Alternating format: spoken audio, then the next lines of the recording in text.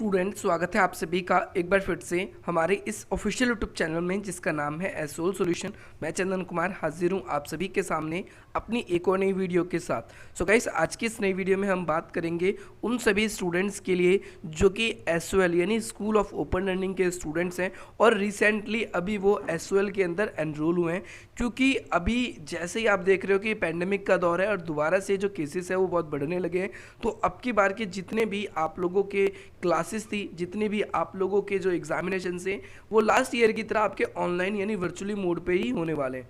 तो बहुत सारे स्टूडेंट्स को दिक्कत हो रही है। क्यों दिक्कत हो रही है? कि सर हमारे पास ना तो स्टडी मटेरियल है और ना ही हमारे पास में और कोई संसाधन है कि हम बाहर जाकर हम कर सकते हैं, कुछ भी करना चाहें तो हम उसको नहीं कर पा रहे। तो भाई आप सभी को मैं ये पहले ही क्लियर कर देना चाहता हूँ कि भाई आपके जो एग्ज़ाम है वो एसओएल टाइमली लेगा, चाहे आप क्लास लीजिए, चाहे आप क्लास अटेंड करिए, चाहे आप क्लास अटेंड अपनी मत करिए। एसओएल जो है वो अपने टाइम का पक्का है और मार्च में आप लोगों के फर्स्ट सेमेस्टर के एग्ज़ाम होने की उम्मीद है। और ये जनवरी की आज 8 तारीख जब मैं इस वीडियो को रिकॉर्ड कर रहा हूँ वो है। और अब जैसे ही जैसे आप देखेंगे कि ये टाइम धीरे धीरे और कम होता जाएगा, क्योंकि सिलेबस आप लोगों का बहुत ज़्यादा है। अगर ओपन बुक एग्जामिनेशन भी होता है तो आप लोगों को ये ज़रूर सुनिश्चित करना है कि भाई हम कौन सा क्वेश्चन कहाँ से लिखें। अगर ओपन बुक एग्जामिनेशन भी होता है तो, क्योंकि जिस दिन एग्ज़ाम होगा बहुत सारे टेलीग्राम ग्रुप्स बन जाते हैं, बहुत सारे स्टडी चैनल बन जाते हैं, बहुत सारे आप लोगों के लिए यूट्यूब पे वीडियोस आने लगती है कि ये इसका आंसर, ये आंसर है। बट हम जब रिजल्ट देखते हैं तो रिजल्ट इसका बिल्कुल अपोजिट आता है।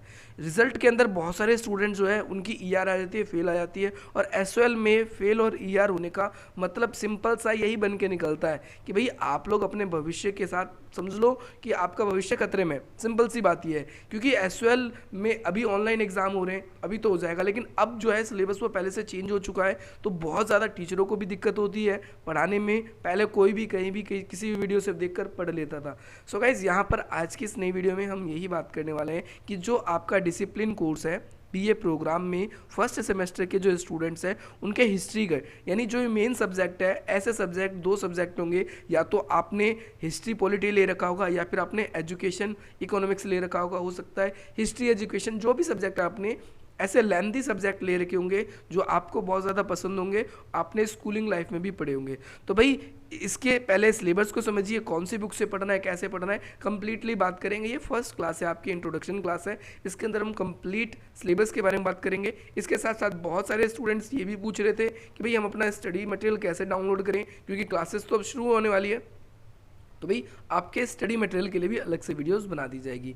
हमारी तरफ से भी आप लोगों के लिए लगातार क्लासेस होगी जिसके अंदर आप लोगों को नोट्स को प्रॉपर वे में एक्सप्लेन किया जाएगा ताकि आप एग्जाम में अच्छी तैयारी कर सके। अगर आप लोगों को हमारी इस वीडियो से कोई भी वैल्यू मिले, या इस वैसे तो ये एक इंट्रोडक्शन वीडियो है तो आप लोगों को थोड़ा बोरियत लगेगा, लेकिन जब हम पढ़ाएंगे तो आप लोगों को अगर कोई भी लाभ मिलेगा हमारी इन वीडियोस से, तो आप अधिक से अधिक मित्रों तक शेयर करना बिल्कुल भी ना भूलें और हमारे चैनल को सब्सक्राइब ज़रूर करें। चलिए, सबसे पहली बात तो यहाँ पर हम अपने जो भी बुक डाउनलोड करेंगे तो उसके अंदर स्टार्टिंग में ही आप लोगों को दिख जाएगा कि भाई कौन कौन से चैप्टर आपके आ रहे हैं, कितना सिलेबस है, वो सब आपको यहीं पर ही स्टार्टिंग में ही मिल जाता है।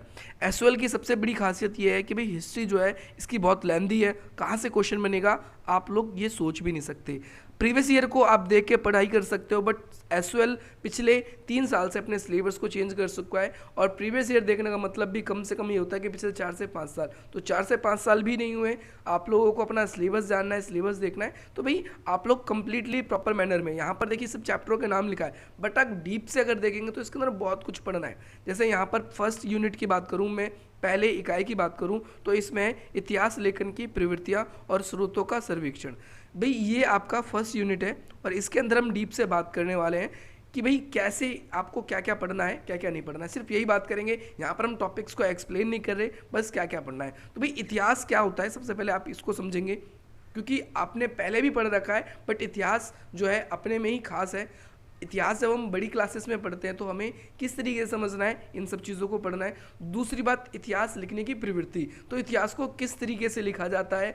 जो भी राइटर्स के इतिहास हम पढ़ते हैं, चाहे आप भारत का इतिहास पढ़ते हो, चाहे आप किसी दूसरे देश का इतिहास पढ़ते हो, तो उन इतिहास के अंदर 2 खासियतें होती है। एक वो व्यक्ति, उनके द्वारा इतिहास लिखा जाता है जो आपके देश के ही थे, दूसरे वो व्यक्ति जो दूसरे देश के थे लेकिन आपके देश में आए थे, उन्होंने लिखा। तीसरी बात, इतिहास में क्या क्या चीज़ इंपॉर्टेंट है, इतिहास लिखने में क्या क्या चीज़ इंपॉर्टेंट हो सकती है, वो उसके सोर्स होते हैं, वो उसके स्रोत होते हैं, तो इसके बारे में भी बात करेंगे हम जब भी हम पढ़ेंगे।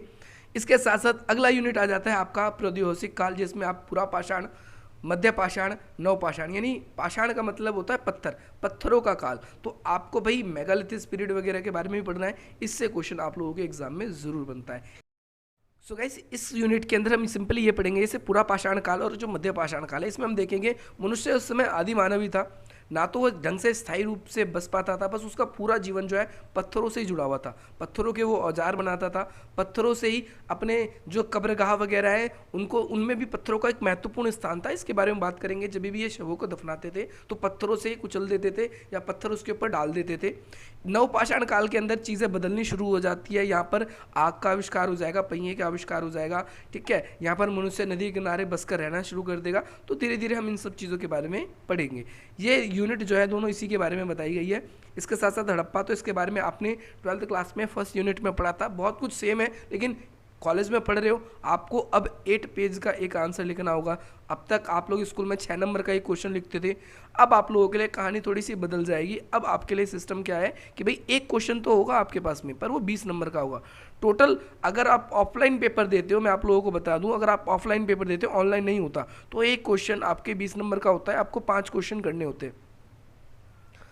अगर आप लोगों का यही सिस्टम सब कुछ ऑनलाइन होता है, समस्या और बढ़ जाती है। यहाँ समझिए, जो क्लास 12 था उसमें 6 नंबर का ही क्वेश्चन मैक्सिमम आता था, या हिस्ट्री की हम बात करें तो उसमें 8 मार्क्स का मैक्सिमम आता था जब आप डिस्क्रिप्टिव पेपर लिखते थे। लेकिन अब यहाँ पर आप समझिए, और यहाँ पर आप 2 से 2.5 पेज लिखते थे, आपका काम बन जाता था। लेकिन ऑफलाइन पेपर होता है, ऑफलाइन तो होने की उम्मीद नहीं है। 20 नंबर का एक क्वेश्चन है, यहाँ पर आपको 8 पेजेस मिनिमम लिखने पड़ते हैं, यहाँ पर आपको 8 पॉइंट लिखने पड़ते थे, यहाँ पर 8 पेजेस लिखने एक क्वेश्चन के लिए। अगर ऑफलाइन पेपर नहीं होता, ऑनलाइन पेपर होता है, तो उसमें आपको 4 ही क्वेश्चन पढ़ने होते हैं। अगर आप देखेंगे तो बहुत सारे क्वेश्चन पेपर हमने आप लोगों के लिए अपलोड कर रखे हैं, क्योंकि एसयूएल के जब ओपन बुक एग्जामिनेशन हुए थे तो वहाँ पर आपको सिर्फ 4 ही क्वेश्चन करने होते हैं, और उन 4 क्वेश्चन के अंदर अगर आप देखेंगे तो एक क्वेश्चन की अगर हम वेटेज बनाए तो 25 मार्क्स की है। यहाँ पर ना कोई प्रैक्टिकल है, स्कूल लाइफ में आपका प्रैक्टिकल होता था, यहाँ पर एसयूएल के अंदर कोई प्रैक्टिकल नहीं होता। इग्नू के अंदर प्रैक्टिकल होता है, वहाँ पर इसलिए आसानी से बच्चे पास हो जाते हैं, और जो बच्चे नालायक होते हैं वो सारा सारे के सारे इग्नू की तरफ भागते हैं, या फिर हम ये भी कह सकते हैं जिन्हें आसानी से पास होना होता है वो सीधे सीधे इग्नू की तरफ भागते हैं।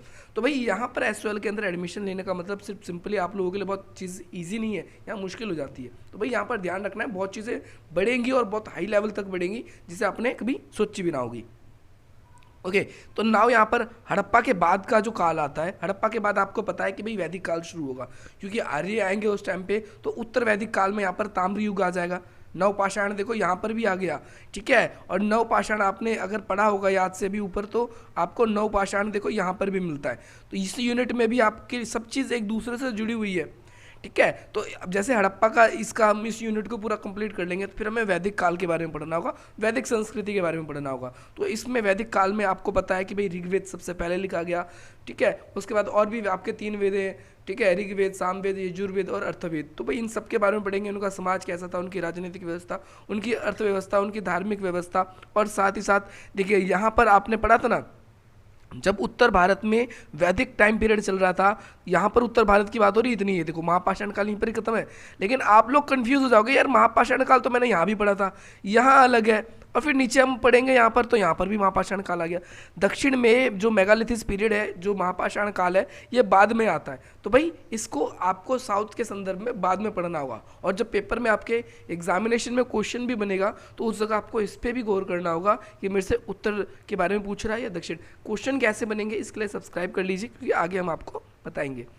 इसके साथ साथ अगले क्वेश्चन की बात करें हम यहाँ पर, तो यहाँ पर वैदिक के बाद में आ जाता है उत्तर वैदिक। सबसे पहले आप लोगों को यहाँ पर चीज़ें समझनी है। वैदिक काल, अगर कहीं पर भी पूर्व लगता है शब्द तो आप समझ जाते हैं पूर्व का मतलब पहले होता है, ठीक है, पूर्व लग जाए या फिर पूरा शब्द लग जाए तो आप समझ जाने कि ये पहले की बात है। लेकिन किसी भी शब्द के साथ उत्तर लग जाता है, यहाँ पर देखो क्या लिखा है, वैदिकोत्तर। वैदिकोत्तर मतलब वैदिक काल के बाद में। वैदिक काल के बाद में क्या होता है, नए नए राज्यों का उदय होता है, जिसमें आप लोग मगध वगैरह के बारे में, हड़प्पा खत्म हो जाता है पूरी तरीके से, हड़प्पा की चीज़ें पूरी खत्म हो जाती है। अपने 12th क्लास में भी पढ़ा था, तो उसमें आप मगध के बारे में, मौर्य साम्राज्य के बारे में, इन सब के बारे में पढ़ोगे, ठीक है। तो मौर्य नंदवंश वगैरह जो भी था, उनको जब जैसी मौर्य खत्म होंगे तो आरंभिक, उसके बाद में उत्तर जो मौर्य काल है वो आएंगे, जिसमें आपका हर्ष साम्राज्य, गुप्त काल, ठीक है, ये सारे के सारे आएंगे। मौर्य साम्राज्य पूरा पढ़ने के बाद में फिर आपको साउथ में संगम युग पढ़ना है, फिर मौर्य उत्तर काल। तो भाई ये आपकी पूरी की पूरी यूनिट है, ये सिर्फ हिस्ट्री का सिलेबस है। ये देखिए यहाँ पर सिर्फ मैंने आप लोगों के लिए किया। अब यहाँ पर अगर आप देखेंगे, मैं आप लोगों को एक खास चीज़ दिखाना चाहता हूँ। तो यहाँ पेज नंबर देखिए, यहाँ पर मैं आप लोगों को दिखाऊंगा इस बुक के अंदर जो आपकी सिर्फ कॉलेज की बुक है, और कॉलेज की बुक हमेशा सफिशिएंट नहीं होती। अगर आप लेफ्ट हैंड की साइड पे देखेंगे तो आपको पेज नंबर यहाँ पर दिखाई दे रहा होगा। हम चौथे पेज पे हैं अभी, और इस पूरी बुक में 214 पेज है। 214 पेज होने का मतलब समझते हैं आप कि भाई इतनी मोटी बुक होगी आपकी कि आपको बहुत कुछ पढ़ना होगा, और आपके पास टाइम बिल्कुल कम है। अगर आप चाहते हैं कि हमारी तैयारी एग्जाम के लिए जोर शोर से हो, और आप लोगों ने ओपन से एडमिशन सिर्फ ये सोच के लिया था कि हम और भी चीज़ों की तैयारी कर सके कॉम्पिटिटिव एग्जाम्स की, तो हमारा चैनल धीरे धीरे मैं आप लोगों को ये बात बताने वाला हूँ कि आने वाले टाइम पे आप लोगों के लिए कॉम्पिटिटिव एग्जाम्स के लिए भी बहुत अच्छे अच्छे कंटेंट्स बना के लाता रहेगा। तो आप लोगों की यहाँ पर कॉलेज की भी पढ़ाई भी हो करेगी, उसकी भी प्रैक्टिस हो जाए करेगी, जो कि बिल्कुल फ्रीली होगी। यहाँ पर आपसे कोई चार्ज किया नहीं जाएगा। तो गाइज़ यही थी आप लोगों के लिए आज की वीडियो। मैं आशा करता हूँ आप सभी को आज की वीडियो बहुत पसंद आई होगी, और अपने जितने भी मित्र हैं जो भी आपके क्लास 12th के अभी रिसेंटली पास हुए हैं, आपके स्कूल के ग्रुप्स थे, हो सकता है आपने लीव कर दिया हो, या आपके पास जो भी कंटेंट है तो भाई आप उनके साथ शेयर कर सकते हो, ये अपने स्टेटस पे डाल सकते हो, और हमारी वीडियो को अधिक से अधिक मित्रों तक शेयर भी कर सकते हो। चलिए गाइस, चैनल को सब्सक्राइब कीजिए, वीडियो को लाइक कीजिए, अधिक से अधिक मित्रों तक शेयर कीजिए। जय हिंद, जय भारत।